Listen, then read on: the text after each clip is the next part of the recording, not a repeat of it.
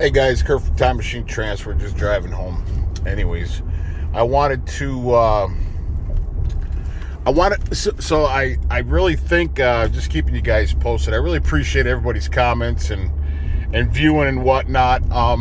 But it's, see you guys, my pickup truck. I got a nice pickup truck. Anyways, I'm pretty proud of it.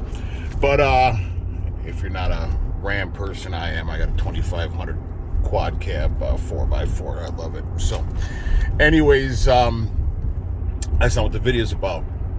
Don't brag, Kurt, don't brag. So I really think it was that broken injector wire.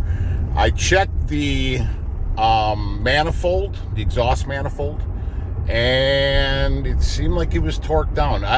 I don't know. I mean, there were some that were tighter than others and looser than others, so I don't think he actually torqued them down. I think he just tightened them.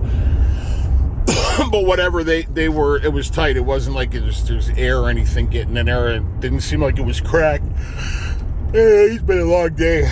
My father-in-law is coming out to the shop tomorrow, Thursday, to help me throw this thing back together. So I'm going to be sending these videos to Clay, the broker over at R&R, and I'm really sorry, Clay. I'll get that load out there Monday for you. So I'll be leaving tomorrow night, I hope. Anyway, so let me tell you about. So I was thinking about that injector wire, and it was just kind of sitting loosely in that connector.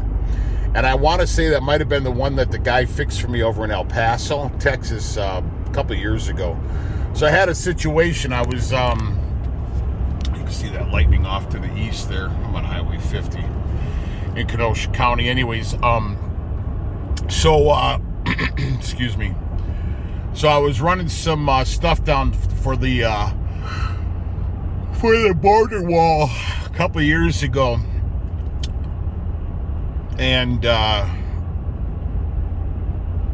was picking up coming back. I did a round trip, picked up something that was near down there for the same company. So anyways, I was all the way down right by the Texas-Mexico border, and I was like at the southest tip of Texas. I think it was La Grande or something like that. Anyways, or Rancho Grande or something like that. Anyways, and on the way back, it was like 1 o'clock in the morning. They got quite a few hills down there, so I'm on this 2-lane highway, and I'm rolling, and all of a sudden, man, I'm on this hill, man, and a truck just, like, I'm like trying to downshift, and this thing is like burping and jerking and jumping all around. I mean, the thing looked like it was on fire.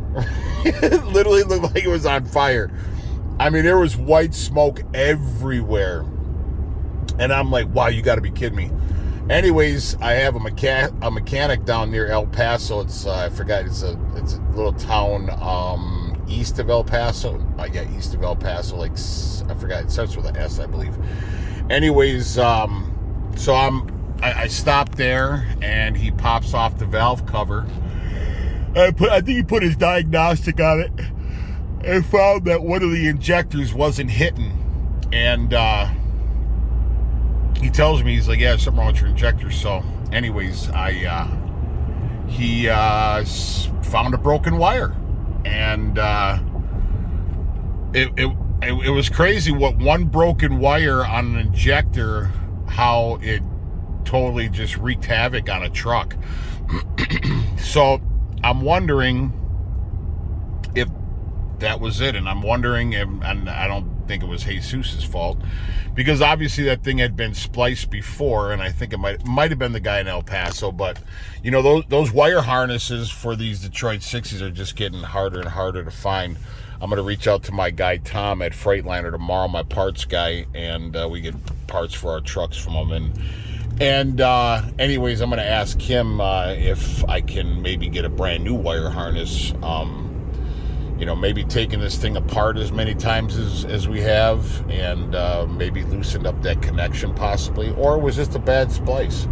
But anyways, I'm leaning more towards, it's definitely not I mean, even though that injector cup is tore up or kind of scarred up, like I said, we pulled that head. That's a brand new head, new injector cups, new injectors, new turbo, new fuel pump. I mean, that thing's got a shit ton of work in it, so our money in it. But anyways, so I really don't think it's the injector cup. Like I said, I think the coolant was in there from the last time when Jesus screwed the pooch on those injector torque downs, and when that injector broke and the bolt in that injector was just kind of flopping around in there, I think that coolant got into the diesel. And like I said, I never saw it in the reservoir because diesel is diesel is lighter than the coolant is, so that coolant pools on the bottom, and you don't see it if it's sitting on the bottom of that reservoir. So, anyways, when he emptied it all out, I had him drain everything out because I wanted to see. I'm like, that's interesting. And then when I got back to the shop, like I said, he added a gallon of coolant, and there you go. So, like I said on the last 2 videos ago or whatever, that the thing didn't leak coolant into the diesel at all. So I really think it's probably that one wire, which is pretty crazy. But I'm hoping, I'm really hoping that that's the problem. So my father-in-law is coming out to the shop tomorrow, and I don't know, it's 8:30-ish or something like that, I think, 9 o'clock, something like that. Anyways, I am going to utilize him to help me put everything back together. And then we're going to go ahead and start her back up and see what happens, so I can get back on the road and take this load down to Cali. I know about Clay, you're not going to be happy with it, but I'm really sorry.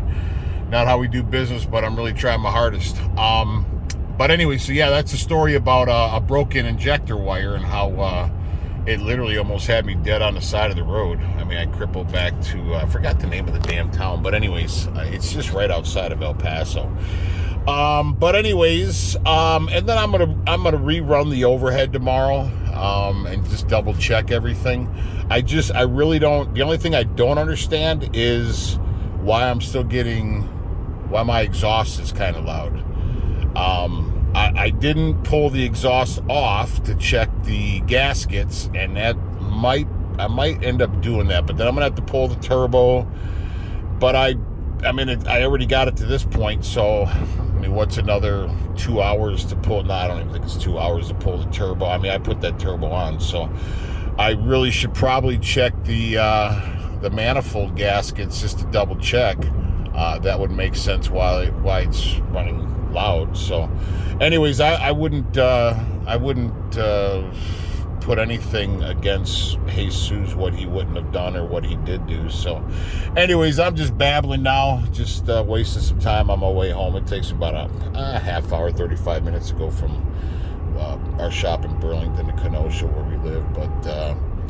But anyways, I just want to say thanks for everybody who commented and who calls and texts and just giving me ideas on how to check this and check that. I don't have a lot of subscribers, but I seem to be getting more and more every day. So, but anyways, I just wanted to say thanks to everybody and wish me luck. And I'll do a final video tomorrow once she fires up, and let you guys know if I did find anything on the manifold or the exhaust manifold gasket.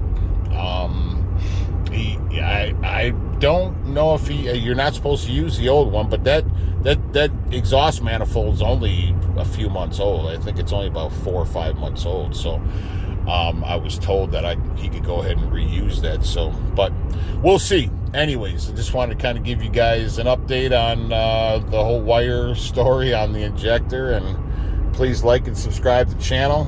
Ciao.